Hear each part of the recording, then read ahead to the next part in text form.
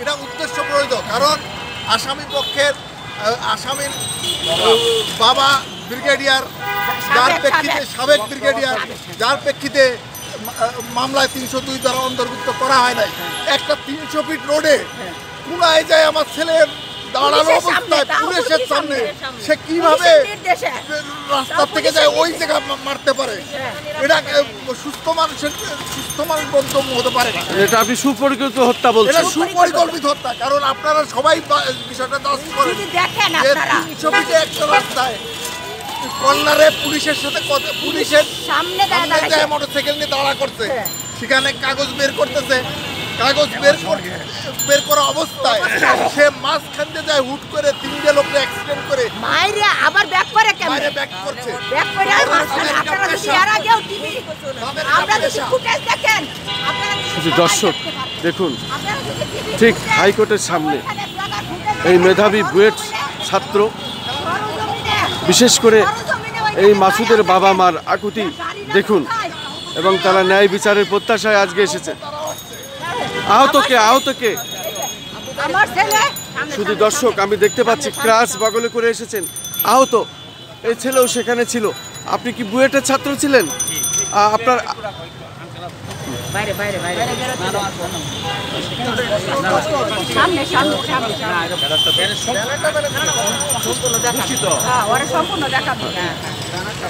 শুধু দর্শক যেদিন তাকে সুপরিকল্পিতভাবে গাড়ি চাপা দিয়ে হত্যা করা হয়, এবং তখন এই মাসুদের সঙ্গে তার বন্ধুরা ছিল। একজন বন্ধু আমরা দেখতে পাচ্ছি আহত হয়ে যারা এসেছেন ক্রাশ বগলে করে, সে হাইকোর্টের সামনে এসেছেন, তার জীবনটাও বিপন্ন। আসলে তারা আজ মৃত্যুর সঙ্গে পাঞ্জা লড়ছেন, আমি সেটাই দেখতে পাচ্ছি। আপনার নাম কি? ঘটনার বর্ণনাটা দিন। আপনার নাম? অমিত সাহা।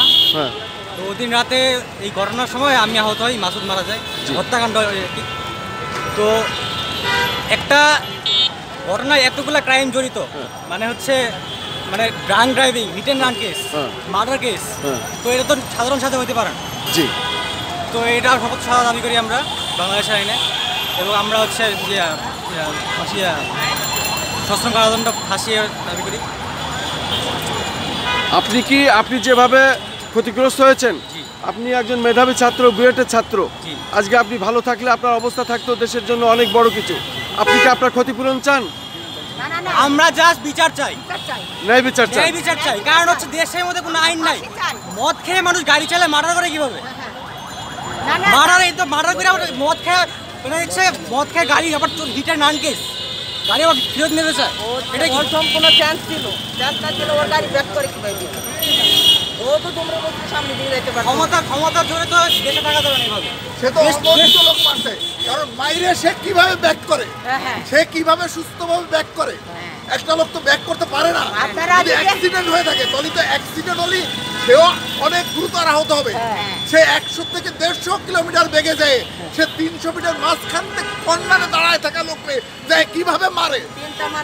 3টে মানুষকে একসাথে অ্যাক্সিডেন্ট করার মানে সে গেম খেলছে ওখানে, এবং এর ইতিপূর্বেও সে অগণিত। এরা জাস্টিফাই করা হোক, তাদেরকে রিমান্ড নেওয়া হোক, শক্ত রিমান্ড নিলে তারা অবশ্যই বলবে তারা এর আগে কতজন লোককে মারছে। সে একজন মারে নাই, সে অগণিত লোককে মারছে। অগণিত বলতে 2, 4, 5 জন তাকে নেশা, মৃত্যুই তাকে নেশা। এবং নকেলি কখনো দাঁড়ায় থাকে পুলিশের সামনে ফুট করে দাঁড়ায় আছে। মোটরসাইকেল তো চলতেছে না, মোটরসাইকেল দাঁড়া করা, কাগজ সার্জেন্টকে দেখাচ্ছে।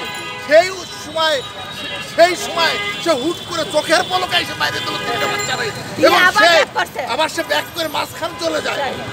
এটা কি আপনার সুস্থ মানুষ যদি সুস্থ থাকে বাংলাদেশে 10টা লোক যদি সুস্থ থাকে, এটাকে কখনো অ্যাক্সিডেন্ট বলার কোনো সুযোগ নেই। এটা ডাইরেক্ট মারা হয়েছে। তারপরও 302 ধারা অন্তর্ভুক্ত করা হয় নাই। কেন 302 ধারা অন্তর্ভুক্ত করা হয় নাই? তারা হাইকোর্টে চলে আসছে জামিন নিতে, কারণ জানে যে হাইকোর্টে গেলেই জামিন পাওয়া যায়। বাংলাদেশ মগের মুল্লুকের মতো হয়ে গেছে, যে গেলাবাদ দিল, হাইকোর্টে আসছে, এখন জামিন হয়ে যাবে, আনন্দে আছে যে মারছি, আবার মারবো। হাইকোর্টে জামিন পাওয়া মানে তাকে সে আবার একটা লাইসেন্স দেওয়া, যাও তোমরা 3 জনে মারো। আমরা এর ন্যায্য বিচার চাই, এবং আজীবনে যদি তাদের জামিন না হয় এই দাবি করতেছি। হাইকোর্টের কাছে দাবি যে তাদের কখনোই জামিন না দেয়। দয়া করে আসলেই জামিন দেন না, দেখে দেন, অন্তত দেখেন। আপনাদের কাছে কলম দিছে, আপনাদের কাছে কলম দিছে বলে আপনি জামিন দিয়ে দেন না। হাইকোর্টের কাছে আমাদের আবেদন, জামিন চাইলেই জামিন দেন না, জামিনটা একটু দেখেন কি করছে তারা দেখেন। এখনো চার্জশিট হয় নাই, সে জামিন পাইতে চায় কেন? এখন চার্জশিট হবে, তারপরে জামিন পাবে। একটা কমিটি হয়েছে বুয়েটে শুনছি, সে কমিটি রিপোর্ট দিক, চার্জশিট হোক, তারপর না জামিন। আপনি কিভাবে জামিন চায়? সে জামিন চাওয়ার মুখ আসে কোত্থেকে? মানে চাইলেই তো পাওয়া যায়।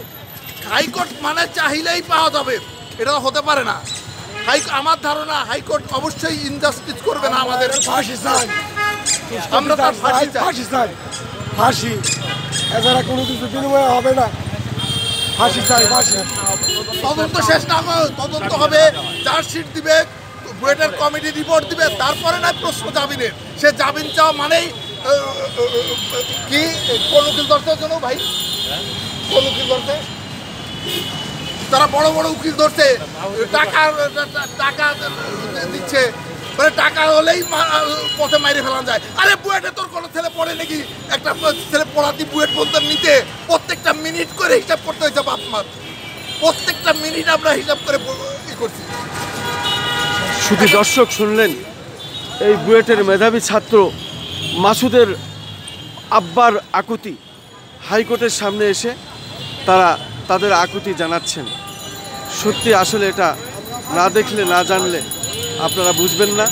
এটা ছিল সুপরিকল্পিত হত্যা, সেটাই আমরা আজকে জানলাম মাসুদের স্বজনদের মুখে, মাসুদের বাবার মুখে, মাসুদের মার মুখে এবং মাসুদের বন্ধুদের মুখে আমরা আজকে এটা জানতে পারলাম। তার হত্যাটা ছিল অত্যন্তই সুপরিকল্পিত।